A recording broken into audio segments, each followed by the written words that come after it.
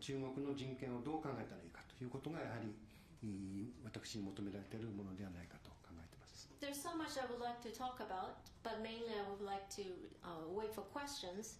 My message is the responsibility I have is to think about, consider the human rights situation in China.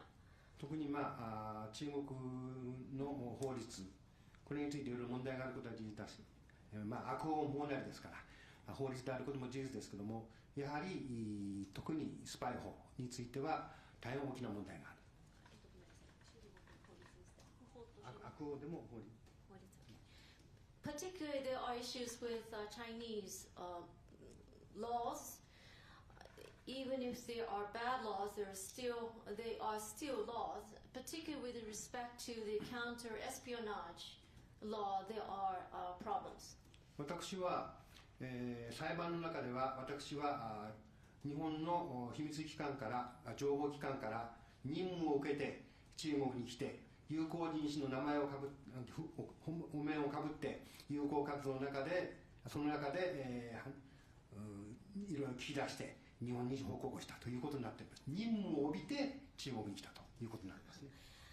The allegation was that I was under a mission by the Japanese intelligence organization under the pretext of friendly exchange activities and reporting back to Japan about what I saw and heard through those activities.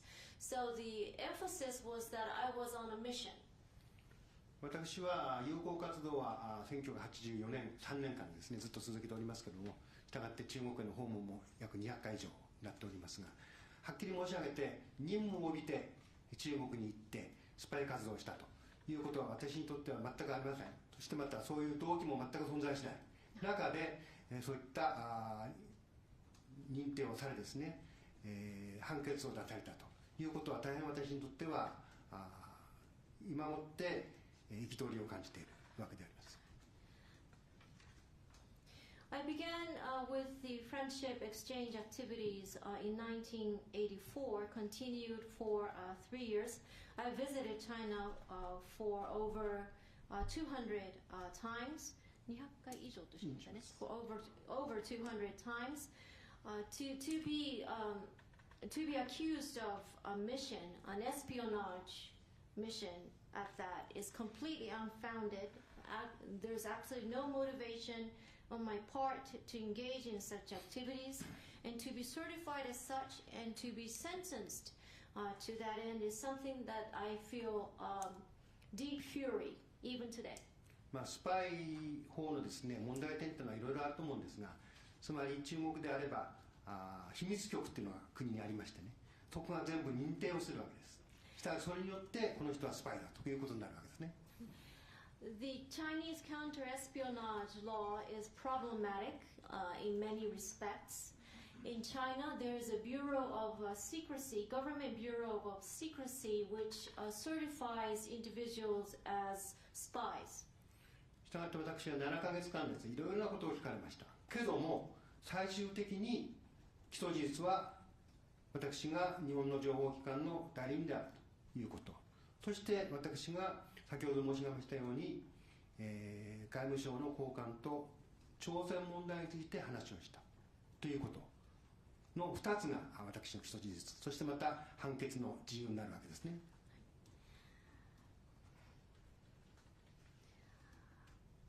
I was questioned on many things during my 7 months, but in the end, the allegations stood, meaning I was a representative of a Japanese intelligence organization, and that I had spoken to a high-level official of the Chinese Ministry of Foreign Affairs on North Korea, and those were the grounds for my sentencing as well. 判決によりますと検察の起訴事実によりますと、私を彼らが監視を始めたのは2010年の6月2日12日からだそうですから、ずっと私を追ってたということになるんですね。これ6月12日ですね。はい。according to the prosecutor's indictment, the authorities in China had put me under surveillance since June 12th of 2010. 私は別にそれを言いたいわけではないんですが、つまり今の中国の体制は、例えば新幹線に乗るのにもパスポートが必要である、身分証明書が必要である、あと飛行機に乗るのもそうです、ホテルに泊まるのも全てそうです。そしてどこにでもカメラが据え付けられているということを考えるとですね、全て監視されている中で人々が生活をしているということになるわけですね。はいはい。I'm not complaining, but I'm just stating the fact that in China, just to ride the bullet train, one needs to show his or her ID. To fly, to stay at a hotel, you always need to show your ID. There are surveillance cameras everywhere. You're constantly under surveillance. That is how people live in China. したがってこういうことがいいか悪いかという問題は別に置いときましてね、そういう社会の中で一つのそのスパイ法とか他の法律がですね施行され、そして人々の人権というものがそういう中で侵されていくというのが、一つの今の中国の大きな流れであると思います。There may be pros and cons subject to debate. But the situation is, with the counter-espionage law and other laws that are enacted, human rights are being violated, and that is the general trend in China today. 時間もありませんけれども、一言申し上げると、私は決して反中ではない。I am not against China in any way. I'd like to keep that brief in the interest of time. むしろ中国に期待をしている。I have expectations for China, if anything. 今中国は世界第二の経済体だし、中国の国際政治を考えた場合、中国を抜きにしてですね、考えることができない、そういう状況ですね。China is the second largest economic superpower currently. International politics cannot be discussed without China in the picture. 世界の前列に、中国の言葉を借りれば世界の前列にする国がですね、こういった人権問題というものを中国の人権と西洋の人権が違うんだという言葉で片付けられるような状況ではない。したがって、前列。China has a front seat. China has a front seat in the international arena, borrowing China's own words, and it cannot be, however, there cannot be an excuse that human rights perceptions are different in China from those of Western countries. したがって私自身は、私の案件を通じてですね、やはり中国に人権的なものについての前進と申しますか、いわゆるその中国だけのものではないという一つの価値をですね、持ってもらいたいということが一つの私のお話をしている理由なんですね。I speak about my case. I give this account because I would like China's human rights situation to make progress and for China to endorse values that are not solely associated with China. 特にね、中国の第三世界の優、第三世界のリーダーですから、そういった中でやはり中国が良ければ第三世界の人権状況というのもいいんだという話になってしまいますよね。したがってやはり中国の人権がもっとですね、前進してですね、人権状況が前進をし、そしてまた中国がいろんな形で協力をする第三世界もそれと同じような形で前進をするということがやはり大事ではないかと私は思っております。China is the leader of the third world. If China's human rights conditions are accepted, then the human rights situation in other parts of the third world will be considered okay as well. So my expectation is for the human rights situation in China to make progress, and that then would lead to progress in the third world where China where China cooperates with in various ways. もちろんですね、時間があればいろいろ話したいんですが、もう時間もありませんから、あとは質問をいただいて、それにお答えするというのがいいと思いますが。Okay. And questions now. I'd be happy to respond to questions. Thank you very much, Mr. Suzuki. Let me also point out that there have been, and also currently there are Japanese nationals inducted in China, and Mr. Suzuki is one of the rare people to speak about his experience after his return, so I thank you very much. And now the floor is open for questions. I will start with people okay, go ahead. Please identify yourself.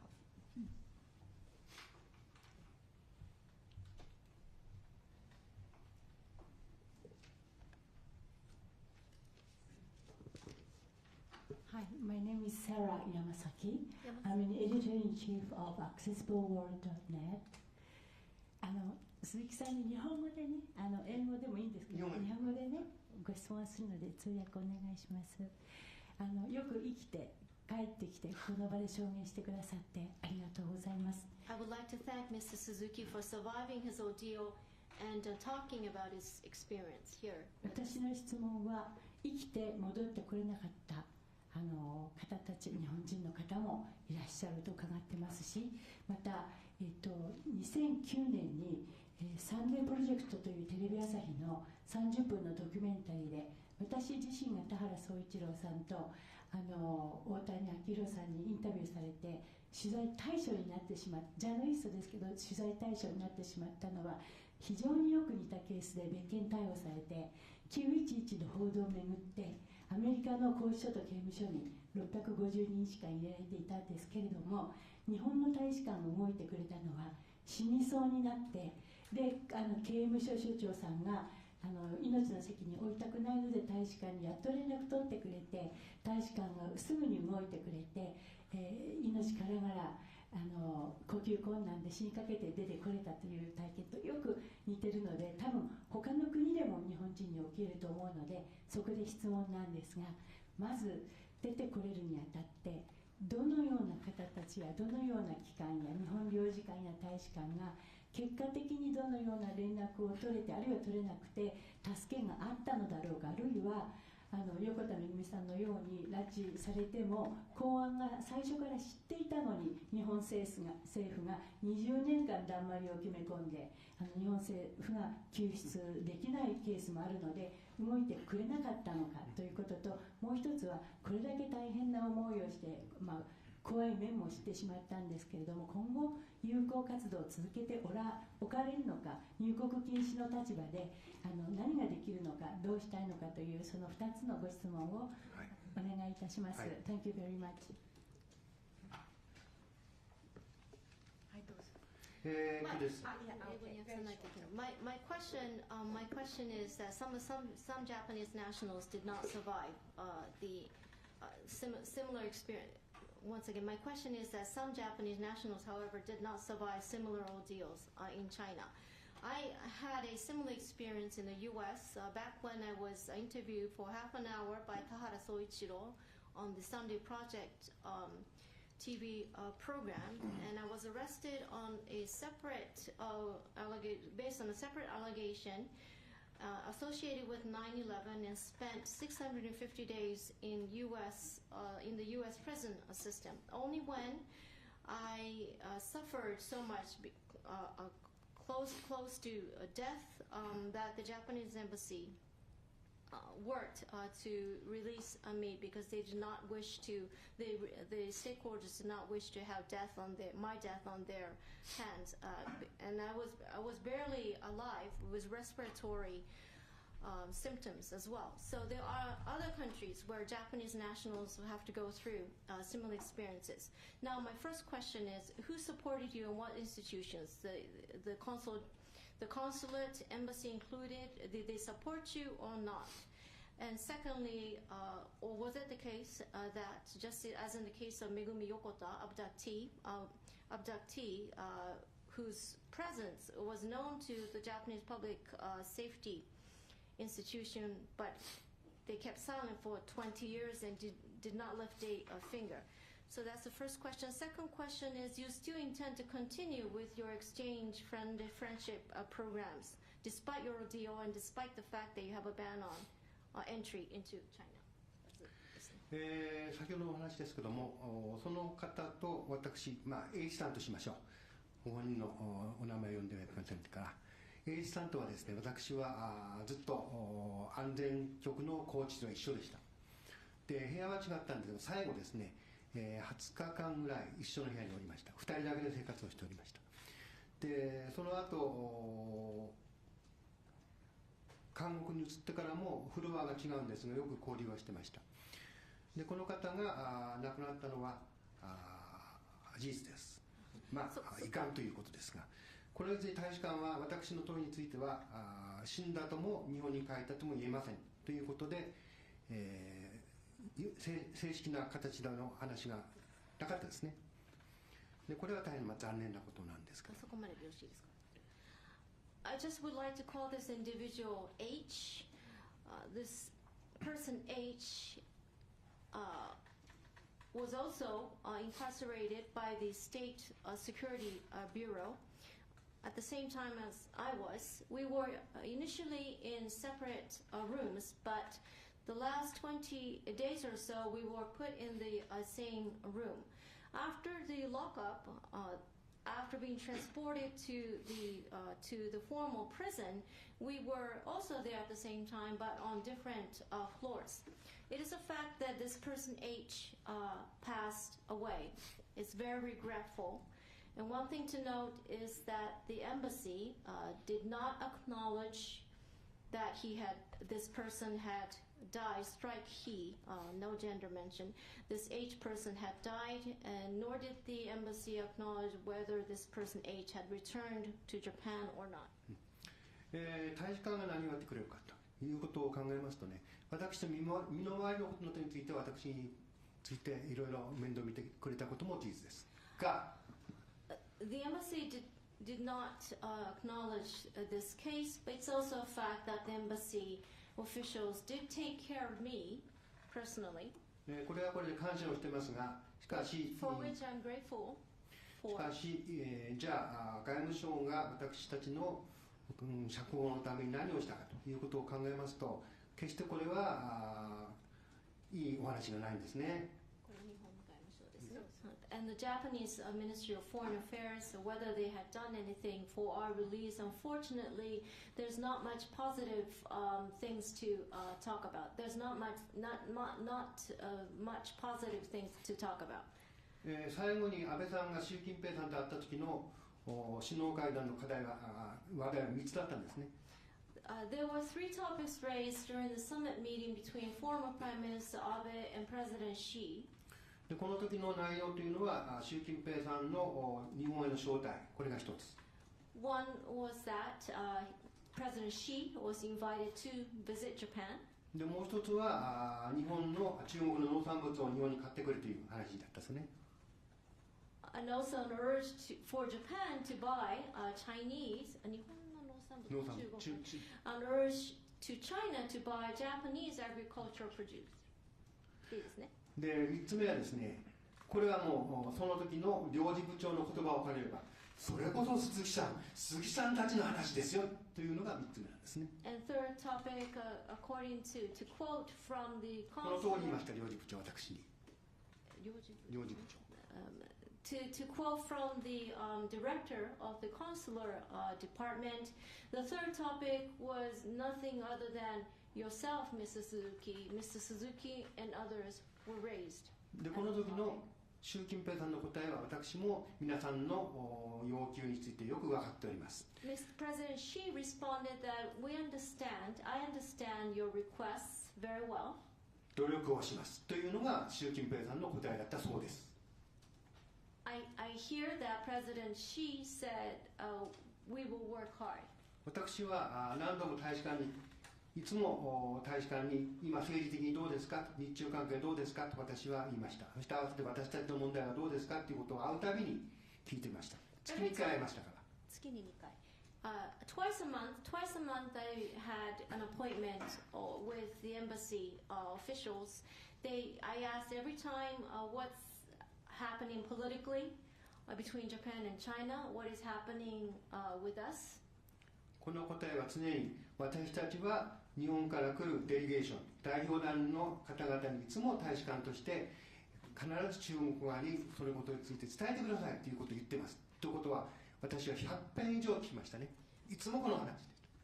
Every time they would respond, embassy officials would say, actually more than 100 times, that we're always asking the delegation from Japan to raise this issue, to raise our issue to the Chinese side.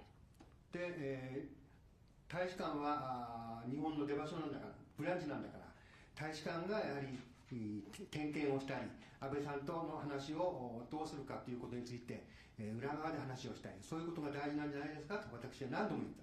I told them many times because the embassy is the outpost of the Japanese government in China.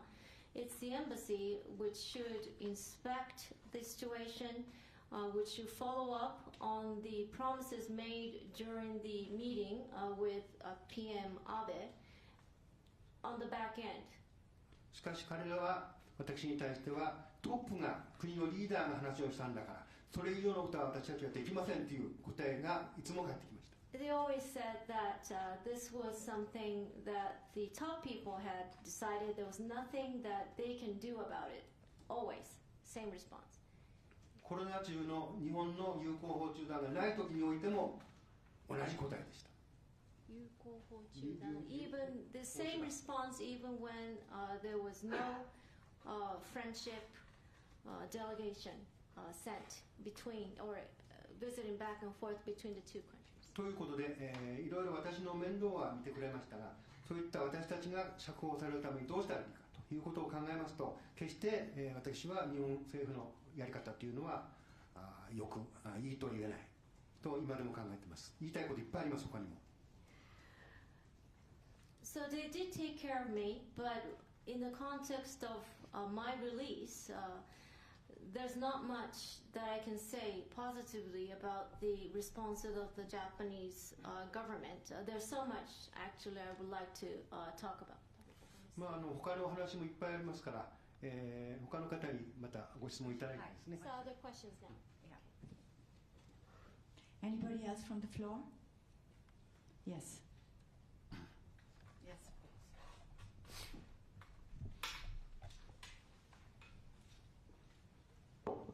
読売新聞の田村と申します。よろしくお願いします。 Tamura from Yomiuri Shimbun. 冒頭鈴木さんの方からお話がありましたが、今行われているゼロコロナに対するデモについてなんですが、About zero COVID demonstrations in China, as you mentioned at the outset. 不当な拘束を受けたとおっしゃっている鈴木さんから見て、現在その外国人記者が拘束をされたりとか、あとは今後その学生が抑圧されたりとかっていうことも出てくるかもしれないんですけれども、そういったことに対してその人権を考えていきたいとおっしゃっていた鈴木さんの今の受け止めとかお考えをお聞かせください。お願いします。よろしいですか。You were incarcerated unlawfully without due process, and what's happening now in China could lead to incarceration of foreign journalists and suppression of students as well. In that context, what are your thoughts about the current human rights conditions in China? What are your perceptions? 私が思うのはですね、中国はやはり物事を達成するためには、ね、手段を選ばないというのが私の一つの見解なんですね。My position, first of all, is that China would take any means to move things along. 特に習近平さんはですね、このコロナのゼロをですね、前面に掲げてますし、これによって中国共産党のいわゆる指導力ということを皆さんに証明するんだということを前面に出して言ってますから、そういう意味で、絶対にこれに折れることはないでしょうね。はい、ということは相当な形で弾圧をするんじゃないかと思います。President Xi is committed to China's zero COVID policy. That is how President Xi would like to demonstrate the leadership of the Communist Party. So he would not fold so easily. He would not bend back so easily, and which means suppression is likely to continue pretty extensively. 特に、中国はこういった大衆運動に対してとても敏感ですね。 China is very sensitive to mass movements. これは文化大革命の影響もあるんですが、こういったものにとても敏感です。Partly 文化大革命結果の経験もあるんで。because of the experience of the Cultural Revolution, partly. したがって、天安門事件も経験をしたということで、 Tiananmen incident as well. 中国共産党のいわゆる体制というのは、これによってですね変わるもんじゃないと私は思います。I don't believe that the Chinese communist regime would change just because of those で events. 私心配なのはですね、一言申し上げると、この青年たちは79年以後の生まれた人たちですね。つまり中国が豊かになってきてからの青年たち。My concern, one concern that I have is those young people, youth, were born after 1979. So they only know China once it became affluent. あとは天安門事件を経験してない。 They don't know, they haven't experienced the Tiananmen incident. したがって、あの中にいわゆるそういった経験をした人たちがいないんですね。だから若い人たちが頑張ってくれるの、これは私は嬉しい、すごいと思うけども、しかし内容を見るとまだまだ学生だけの活動に過ぎないんですね。でこれは実際一般の方々も当然今の状況については頭にきてるわけですけども、ああいった活動をするのはなかなか出てこれない。つまりこれは天安門事件を経験してますし、でもう一つは昔の価値観というものがまだ頭にありますから、そういった中で何ともしょうがない、中国で言えば目ばですね、やりようがないという一つの状況があるんではないかと思いますね。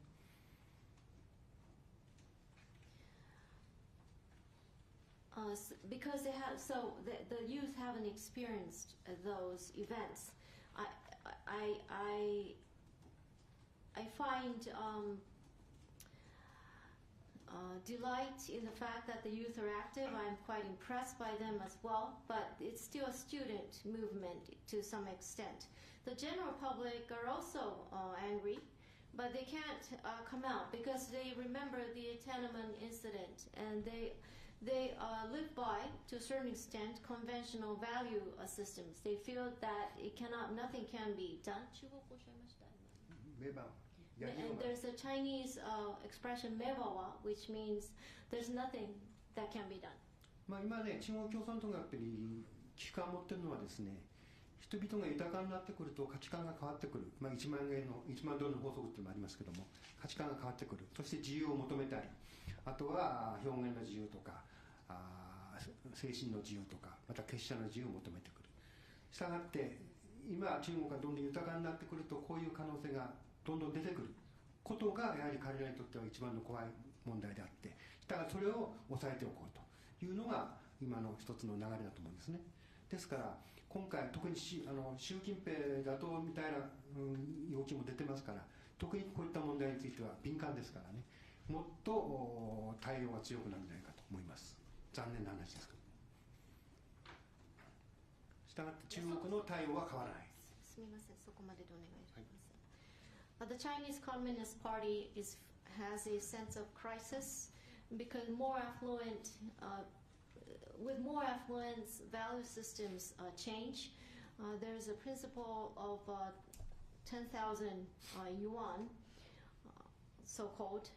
So people seek more freedom of expression, mental/spiritual freedom, freedom of association as well, as the country becomes more affluent in steady phases. That's the fear of the party, of the regime, and therefore more suppression and that trend will continue.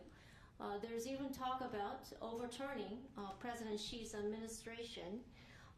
China is very sensitive about such developments, and that's why they will become more forceful in their repression, suppression, and China will not change in that sense. Okay, there's one more person. Okay. もう少しごお話はいいただけますか。すみません。お話ありがとうございます。産経新聞の桑村と申します。桑村 from Sankei newspaper.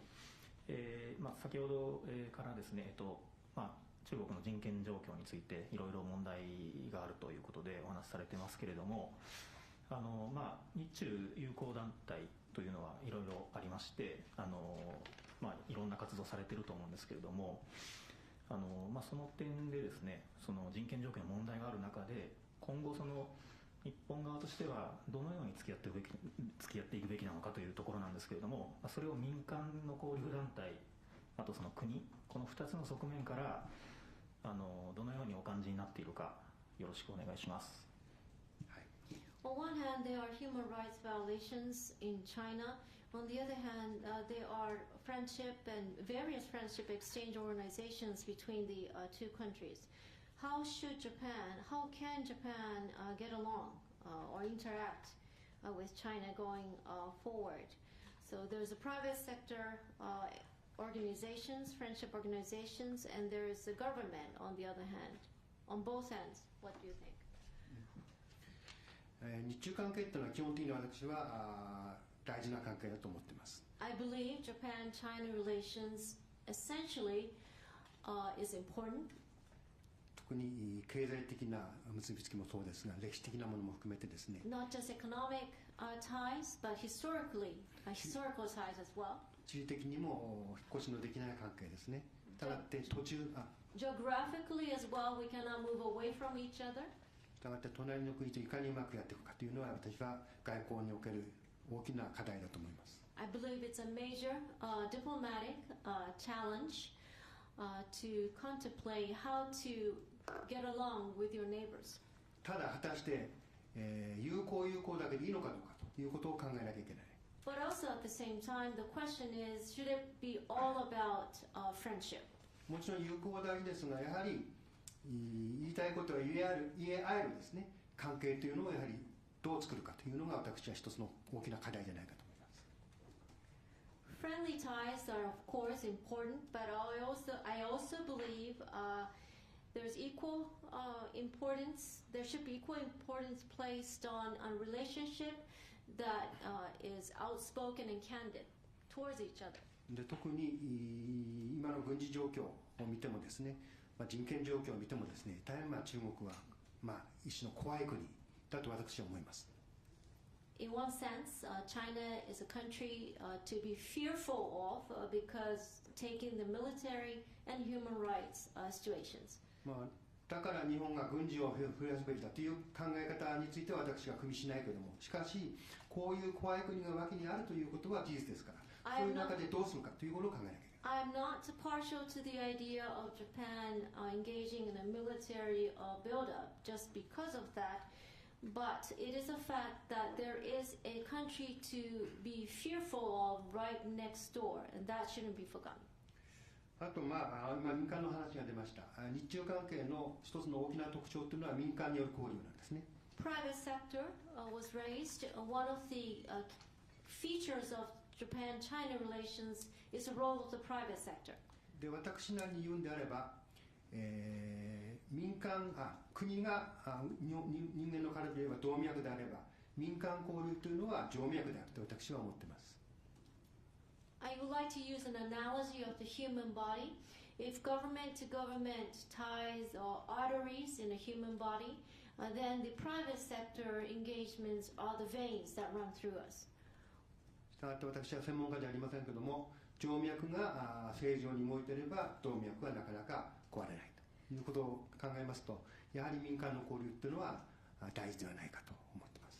I'm no expert, but I understand if the veins are running well, then the arteries are safe as well. So the private sector exchanges are very important in that context. したがって国の交流についてもですね、同様にものが言えると思うんですが、やはり隣国であるということ、そしてまたアジアの大国であるということ、そしてまた経済的にも切ることのできない関係であるということ等々を考えると、やはり中国と喧嘩するわけにはいかないですね。Regarding the intergovernmental relations, first of all, they are neighbors. It is a superpower, and there are strong economic ties, meaning Japan cannot afford to engage in a skirmish with China. ということで、簡単ですが。Very briefly. Thank you very much. I'd just like to go into a couple of online questions. With the talk about the importance of the private sector, Andrew Horvath, freelance, is asking, have there been other arrests of Japanese nationals working in private sector relations with Chinese? フリーランスのアンドリュー・ホルバートさんから質問が来ておりまして、他にも民間の友好団体、日中友好に関わった人の逮捕というのはあったんでしょうか。逮捕事例は他にもありましたか。そうですね、一応聞くところによりますと、先ほどお話が出た亡くなった H さんですね、も北海道において友好活動をしておったという話は、私はそれなりに伺っておりますが、実際に一緒にやったわけではない。とするとですね、私が知っている限りでは、日中友好活動をやった方はちょっといないんじゃないかという感じがしますね、私の狭い範囲の中ですけども。I heard that the individual H I spoke about was engaged in exchange activities in Hokkaido, but we did not work together.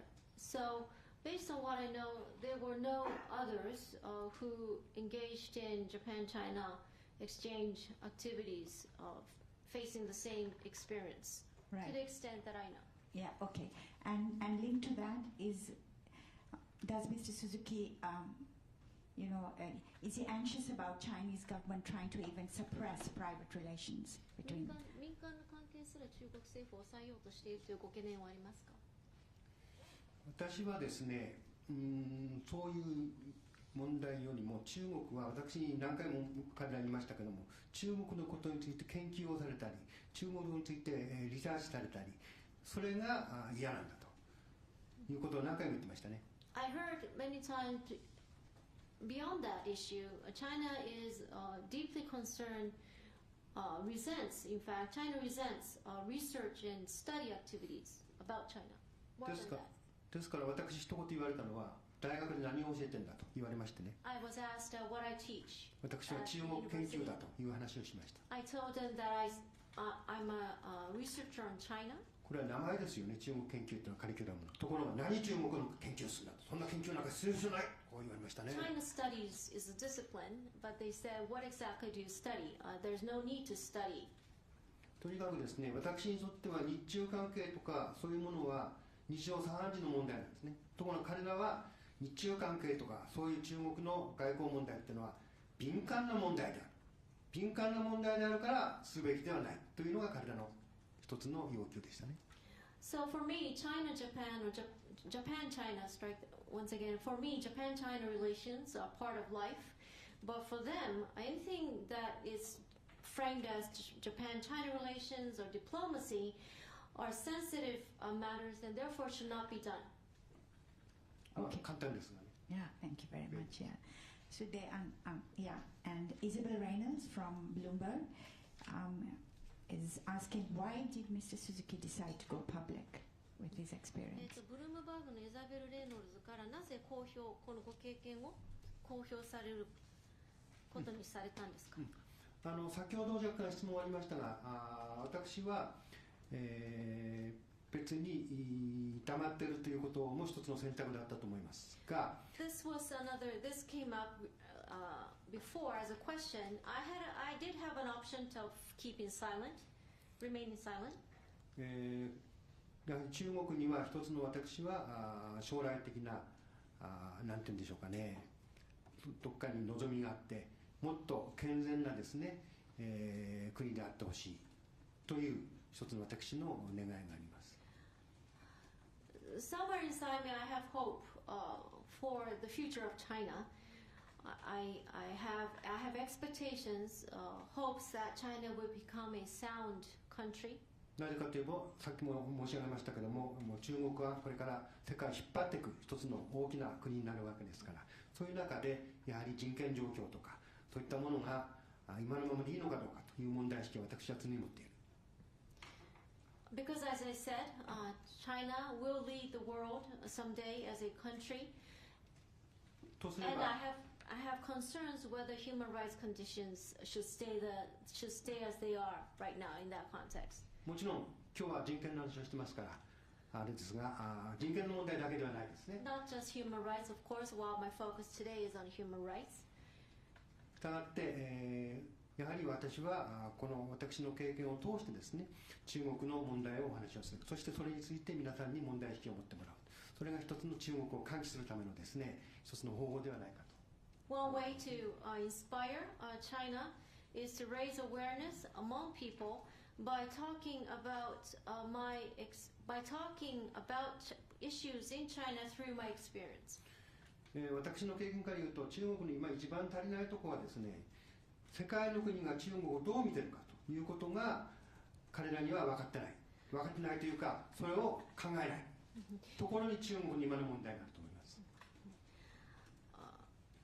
One major lack on part of China is the ability to think about or to understand, the ability to understand the global perception of China. That is the biggest problem issue I see with China right now. したがってそういうことで、中国に今の人権状況も含めて私の経験を話すということは決して、日中関係に私はマイナスではないし、中国の将来にとっても必要ではないかという一つの基本的な見地から私はこういう話を述べてるんであって、決して中国を反中ということで、悪口を言うということではないと私は思っています。So given the human rights conditions, to give an account, to give my account, does not undermine Japan-China relations in any way, in my view. It is necessary, I believe it is necessary to do so from where I stand. And again, I'm not anti-China in sentiment in any way. I don't think this would be bad for China at all. 一言だけ申し上げたいんですが、中国では、特に判決のことについてはですね、これ国家秘密なんですね。でまさに私が今日話していることも国家秘密に該当することが結構多いと思います。Sentencing is considered a national state secret in China. So my account today probably will be defined as a state secret in many parts. 従いまして皆さんにおいでいただいたのは私は大変嬉しいけども、I'm grateful for this turnout. 私が話していることについてですね、例えば中国のリーダーがこれは私ははっきり申し上げて、この次捕まればおそらく無期懲役や死刑ということになるんでしょう。国に入ることができませんからあれですが、おそらくこれが解けてもですね、私はもし中国に行けばおそらく捕まるだろう。当然無期懲役もしくは死刑になるんではないかという一つの危険性があります。その上で皆さんにお話をしているわけでして。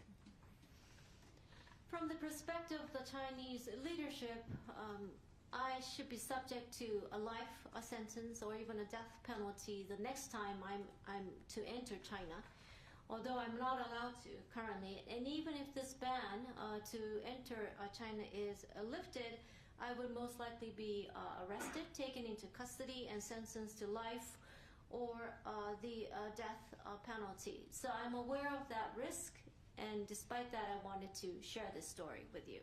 したがって中国の状況というのはそういうものであるということと、私がそういう中で皆様にお話をさせていただいているということについて、私はご理解をいただきたいと思います。I would like you to understand that is the situation in China, and I'm here today with the full understanding of the risks I'm taking. Thank you so much. So just one last question. I know we're past time. Pio Di Melia, Sky TG24 Italy.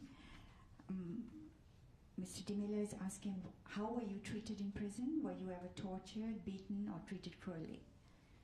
スカイテレビ24イタリアのピオ・デメリアさんからですが、刑務所での処遇扱いについて聞きたいです。拷問、オーダーあるいは残虐な行為の対象になりましたか。時間がもう過ぎているので、ということですね。そうですね、刑務所はですね、むしろ楽なんですよ。私に言わせると、上に行くほど楽になりますね。The prison system was relatively easy. As I understand it, the higher you go up in the penal system, 刑務所制度でってことですね。Higher you go up in the penal system, it's easier. むしろ刑務所は、私は外国人の刑務所に入ってましたから、そういった意味で、いわゆるその刑務所的な雰囲気ではなくてですね、比較的和気あいあいの中で、これは刑務所ですから、誤解されていけませんけども、比較的和気あいあいの中で生活をしたという感じがします。I was also sent to a prison for foreigners.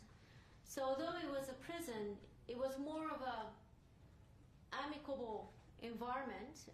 Don't misunderstand, it's still prison, but it was relatively comfortable. 例えば脇の部屋に行ったり来たりも自由ですし。For example, I was able to visit my neighbors in neighboring cells. あと、そうですね、部屋の中で他の人たちと仲良くして話したのも自由ですしね。I was free to converse with other inmates. もちろん刑務所ですからね、そんな自由というわけではないんですね。そこはご理解いただきたいと思いま But すけど don't も。 misunderstand, it's still prison. It wasn't that free or liberal. 特に私の場合は、1回目の居住監視というのが頭にありますから、そういった意味ではすごく上に行くこと楽だという言い方をしたわけですけどね。I'm benchmarking against the initial residential surveillance. So higher you go out the penal system, you have it relatively easy. ちなみにですね、北京第二監獄は外国人の監獄ですが、9割以上は麻薬の運び人。Beijing prison number 2 is a prison for foreigners, and more than 90% were drug smugglers. その9割はナイジェリア人。And 90% of the drug smugglers were Nigerian nationals. 日本人は強いて言えば3人ですね。There were 3 Japanese nationals. であとは各国の人たちにいますけども、 And other countries, other nationals. ナイジェリア人が何だって一番多いんです。But more than anyone else, there were more Nigerian nationals. で先ほど楽だという話をしましたが、仕事もはっきり言って、楽です。簡単な組み立て作業とかですね。Labor, in-prison labor was also relatively easy, simple assembly of something.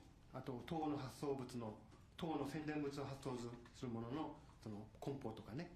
Packaging, enclosing, Communist Party propaganda material. で仕事がコロナでない時にはみんなテレビ見てます。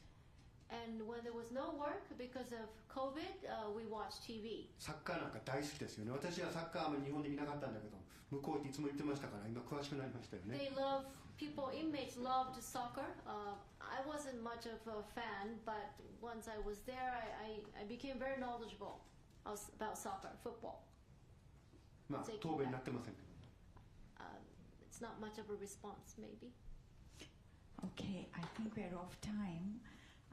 Just one last question from Rocky Swift, Reuters.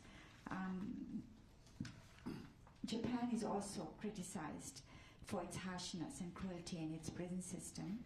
Have your experiences in China changed your perception of the situation in Japan? ロイターのロッキースイフトですが、日本の刑務所システムも残虐で厳しいという批判を浴びていますけど、日本のこの刑務所制度について中国とのご経験の結果、考え視点は変わりましたか？私は日本の刑務所はあまり